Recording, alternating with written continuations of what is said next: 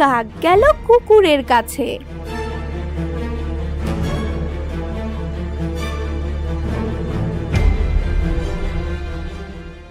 ও কুকুর, ও কুকুর, মারবি মহিষ নেব শিং, খুঁড়বো মাটি গড়বে ঘটি, তুলবো পানি ধোবো ঠোঁট, তবেই খাবো চড়ুইয়ের বুক।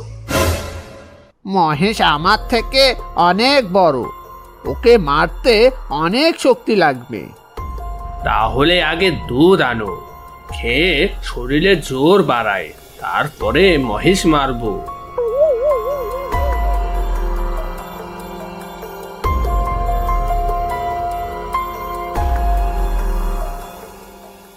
ও গাই, দাও তো দুধ, খাবে কুকুর, হবে তাজা, মারবে মহিষ, নেব শিং, খুঁড়বো মাটি গড়বে ঘটি, তুলবো পানি ধোবো ঠোঁট, তবেই খাবো চড়ুইয়ের বুক।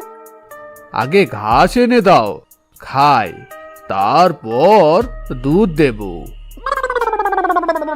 এটা শুনে কাক মাঠের কাছে গিয়ে বলল, ও মাঠ, দাও তো ঘাস, খাবে গাই, দেবে দুধ, খাবে কুকুর, হবে তাজা, মারবে মহিষ, নেব শিং, খুঁড়বো মাটি করবে ঘটি, তুলবো পানি ধোবো ঠোঁট, তবেই খাবো চড়ুইয়ের বুক। ঘাস তো অনেক আছে, কেটে নিয়ে যাও না বাপু, যত খুশি। এখন কাক কি দিয়ে ঘাস কাটবে? সে তখন রওনা দিল কামারের বাড়ির দিকে।